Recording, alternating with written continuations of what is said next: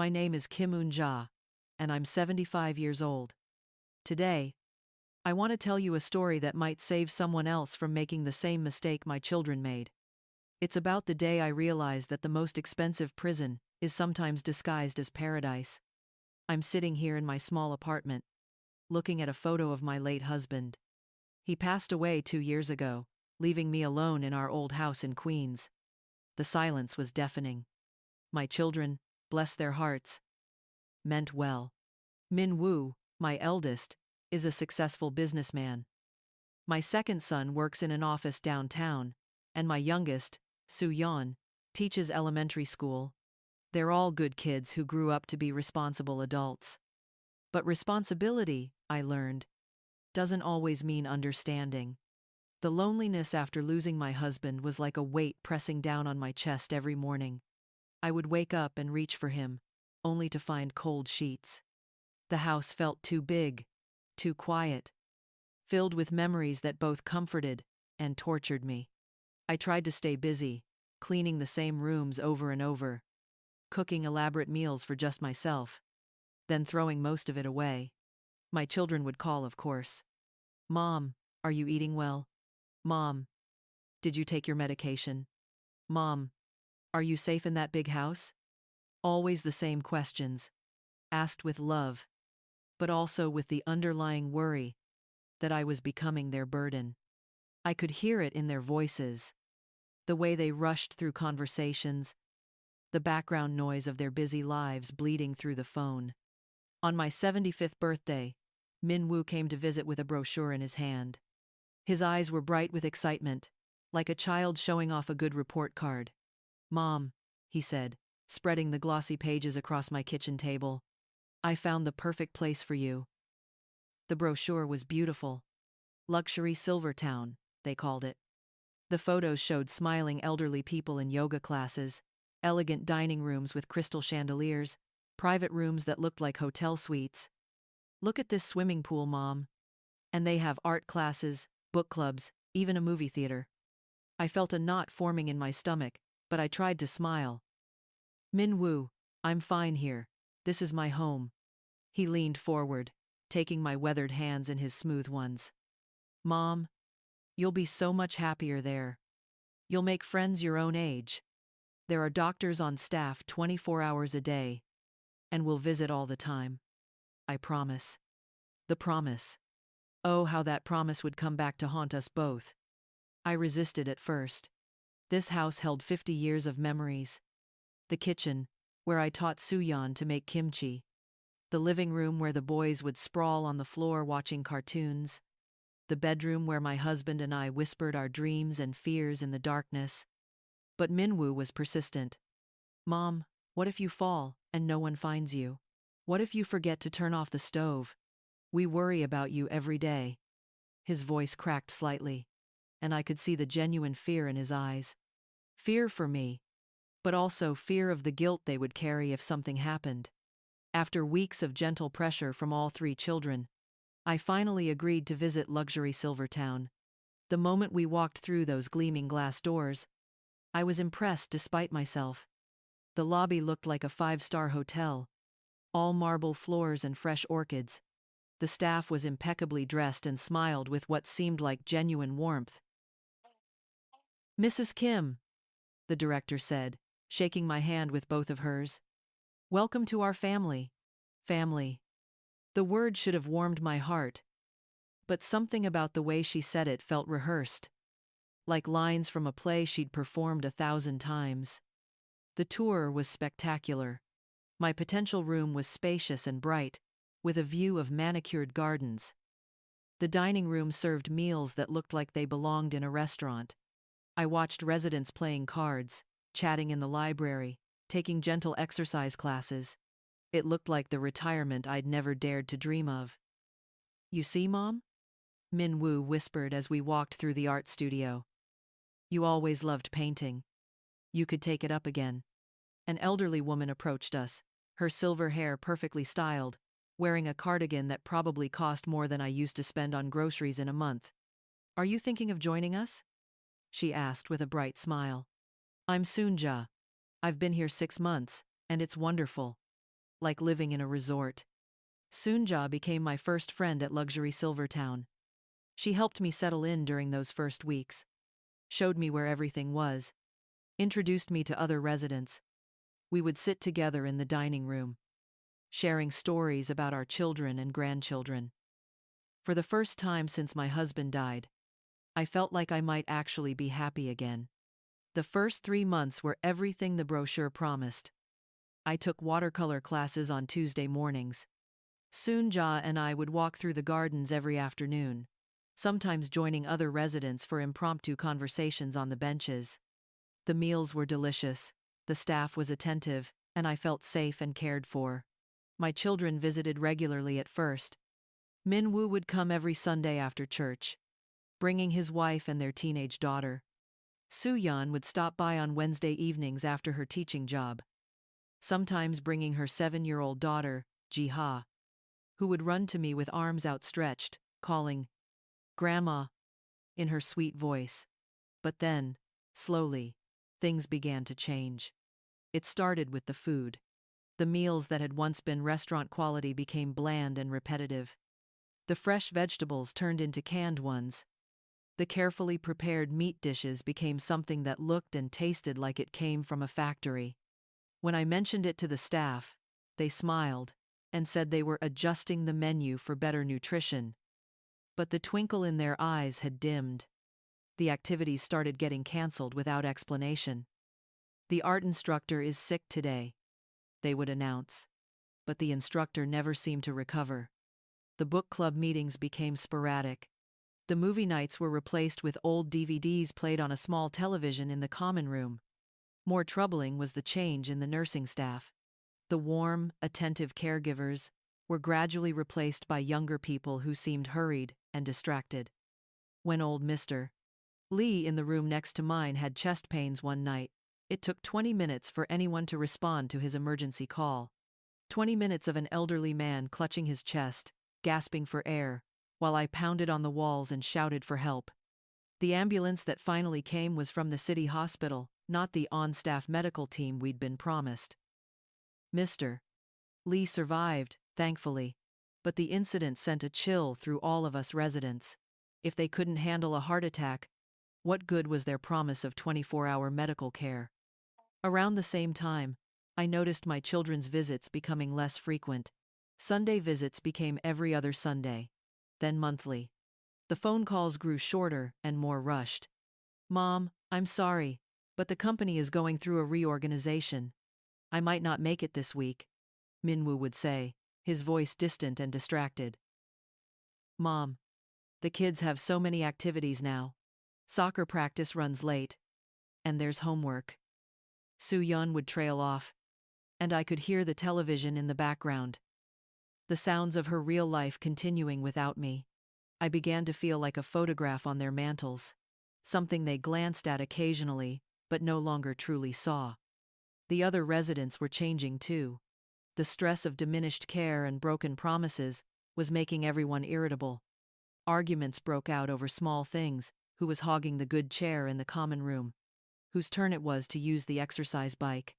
The sense of community that had initially drawn me in was crumbling like old paper. One afternoon, Eun-ja and I were in the exercise room, trying to use the rowing machine that hadn't been properly maintained in months. A group of newer residents approached us with hostile expressions. "You two are always in here," one of them snapped. "Some of us have physical therapy appointments." "We signed up for this time slot," Eun-ja replied calmly, but I could see the tension in her shoulders. "Well, you're taking too long. Move along." The argument escalated quickly. Voices were raised. Fingers were pointed. And suddenly we were a group of senior citizens, shouting at each other like children fighting over toys. When a staff member finally came to break it up, they treated us like we were the problem, not the result of a system that was failing us all. That night, I lay in my bed staring at the ceiling, wondering how I'd gone from a loving family home to a place where I felt more isolated than I ever had in my life. The breaking point came on a Tuesday evening in November. I was walking past the administrative office when I heard voices through the partially open door. I shouldn't have stopped to listen, but something about their tone made me pause. The clients who've been here longer than 3 months, one voice was saying, we can start cutting back their services. They've already paid their deposits, and frankly, most of them won't even notice. Their memory isn't what it used to be. My blood turned to ice. Another voice laughed. Exactly. By the time they realize what's happening, their families have already moved on. No one's going to make a fuss. Just make sure we maintain appearances for the new tours. We need those fresh admissions to keep the revenue stream flowing. I stood there in the hallway, my hand pressed against the wall for support, as the full reality of my situation crashed over me like a cold wave. We weren't residents here. We were commodities, products to be managed for maximum profit with minimum investment. That same evening, my phone rang. It was Soo-yeon, and for a moment, my heart lifted with hope. She said, and I could hear the excitement in her voice. It's Ha's 7th birthday tomorrow. We're having a little party at home. Can you come? My throat tightened. Ha, my sweet granddaughter who used to bake pretend cakes in my kitchen and serve them to her stuffed animals. I had already bought her a beautiful doll with traditional Korean dress, something to connect her to her heritage. Soo-yeon, I whispered, my voice breaking. I would love to come, but they have rules here about evening outings. I can't leave after 6 p.m. The silence on the other end of the line felt like a physical weight. Oh, Soo-yeon said finally. I didn't know about that rule. In the background, I could hear Ha's voice, bright and hopeful. Is Grandma coming to my party? No, sweetheart, Soo-yeon said gently. Grandma can't make it tonight. Why not? I closed my eyes and felt tears streaming down my face. Here I was, trapped in a place that was supposed to give me freedom and companionship, unable to attend my own granddaughter's birthday party. After I hung up the phone, I sat in my room and cried harder than I had since my husband's funeral. The walls that had once seemed elegant now felt like a prison. The safety and care I'd been promised had become neglect and manipulation. Eun-ja found me an hour later, still crying into my pillow. Eun-ja, she said softly, sitting on the edge of my bed. What happened? I told her everything. The conversation I'd overheard, the birthday party I couldn't attend, the growing realization that we had all been deceived. Eun-ja listened without interruption, her face growing more serious with each word. When I finished, she was quiet for a long moment. Then she reached over and took my hands in hers. Eun-ja, she said, her voice stronger than I'd ever heard it. We don't have to stay here. I looked at her through my tears. What do you mean? I mean, we're not prisoners. We're not helpless. We signed contracts, but we're still human beings with rights and dignity. Her eyes were blazing now with a fire I hadn't seen since we first met. We can fight this. Over the next week, Eun-ja and I became detectives. We documented everything: the declining meal quality, the canceled activities, the understaffed medical care, the broken promises. I used my phone to take pictures of moldy bread in the dining room, recorded conversations with other residents about their complaints, and made detailed notes about every service that had been reduced or eliminated. Eun-ja was brilliant at organizing.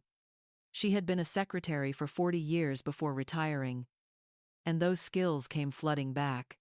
She created a systematic record of every breach of contract, every lie they had told us during our initial tours. Other residents began to join us. Mr. Park, who had been a lawyer before retirement, helped us understand our legal rights. Mrs. Chen, whose family owned a restaurant, documented the food safety violations she observed in the kitchen. Even some of the newer residents, seeing what their future held, began to support our cause. The confrontation with the management came on a Friday morning. Eun-ja and I requested a meeting with the director, the same woman who had welcomed me into their family 6 months earlier. She sat behind her mahogany desk, perfectly made up and professionally smiling. As we laid out our evidence, Photos, recordings, written testimonials from other residents, documentation of every promise that had been broken. "I'm sure there's been some misunderstanding," she said smoothly. But I could see the calculation in her eyes as she flipped through our carefully organized file. "There's no misunderstanding," Eun-ja said firmly. "We were sold a service that you're not providing. You violated your contract in multiple ways, and you've done it deliberately to increase your profit margins." The director's smile never wavered, but her voice got colder. "Ladies, I think you're being a bit dramatic. Perhaps the stress of adjustment has made you confused about certain details." That word, confused, as if our age automatically made our observations invalid. I leaned forward in my chair. "Ma'am, I raised 3 children, ran a household for 50 years, and took care of my dying husband for 2 years. I am many things, but confused is not one of them." The meeting lasted 2 hours. The director tried every tactic, dismissing our concerns, questioning our mental faculties, and finally, threatening us with penalties for breaking our contracts early. But Eun-ja had done her homework. "According to Section 12 of our agreement," she said, pulling out her copy of the contract, "material breach of services voids the penalty clauses. And according to state law, elder abuse includes financial exploitation through false advertising." The word abuse hung in the air like a sword. In the end, faced with the possibility of negative publicity and potential legal action, Luxury Silvertown agreed to release us from our contracts without penalty. They even offered us a partial refund, which we accepted not because we needed their money, but because it was an admission of guilt. The day Eun-ja and I left that place was one of the most liberating days of my life. As we walked through those gleaming glass doors for the last time, carrying our suitcases and our dignity, I felt like I could breathe again. My children were waiting outside, all 3 of them, looking sheepish and worried. Min-woo stepped forward first. "Mom," he said, his voice thick with emotion, "I'm so sorry. I thought I was doing the right thing." I looked at my son, this successful businessman who had tried so hard to take care of me, and I saw the little boy who used to come running to me when he scraped his knee. "I know you did, sweetheart," I said, reaching up to touch his face. "But taking care of someone isn't the same as putting them somewhere safe and forgetting about them." Soo-yeon was crying openly. "We should have visited more. We should have paid attention." "Yes," I said simply. "You should have." Eun-ja and I moved into a small apartment in Flushing, close enough to my children that they could visit easily, independent enough that I could maintain my dignity. We became roommates and best friends. 2 women who had learned that age doesn't mean you have to accept being treated poorly. But we didn't stop there. Word of our successful fight against Luxury Silvertown spread through the Korean American community and beyond. Soon Ja and I began speaking at senior centers, community meetings, and even appeared on a local television program about elder rights. The most important thing to remember, I would tell audiences of older adults and their families, is that respect isn't something you lose when you get old. It's something you have to keep demanding. We helped other families research senior living options, taught residents in various facilities how to document problems and advocate for themselves. Soon Ja started a blog called Silver and Strong, where she shared practical advice about maintaining independence and dignity in later life. My relationship with my children changed too. They began visiting regularly again, not out of guilt or obligation, but because they genuinely wanted to spend time with me. They asked my advice about their problems, included me in family decisions, and made sure I felt valued, not just cared for. Last month, Jiha, who is now 8, spent a weekend with Soon-ja and me. As we were baking cookies together, she looked up at me with flour on her nose and said, "Grandma, I want to be brave like you when I grow up." "Sweetheart," I told her, kneading the dough with hands that are wrinkled but still strong, "you don't have to wait until you grow up to be brave. Being brave just means standing up for what's right, even when it's scary." That night, as I tucked her into the small bed we'd set up in our guest room, she whispered, "Grandma, I'm glad you didn't stay in that bad place. Me too, baby, I whispered back. Me too. Today, I'm 76 years old. I live in a modest apartment with my best friend. I see my family regularly, and I spend my days helping other seniors understand that they deserve better than warehouses disguised as paradises. Some people ask me if I regret the experience at luxury Silver Town. The truth is, I don't. It taught me something valuable, that getting older doesn't mean becoming invisible or powerless. It taught my children that love requires presence, not just good intentions. And it gave me a purpose I never expected to have at this stage of my life. If you're listening to this and you have aging parents, please remember that the most expensive care facility in the world can't replace your time and attention. And if you're getting older yourself, remember that you still have a voice, you still have rights, and you still have the power to demand the respect you've earned through a lifetime of experience. Getting old isn't a disease that needs to be hidden away. It's a privilege that should be honored. And sometimes, the most important lesson we can learn is that it's never too late to fight for the life we deserve. My name is Kim Eun-ja. I'm 76 years old, and I'm just getting started.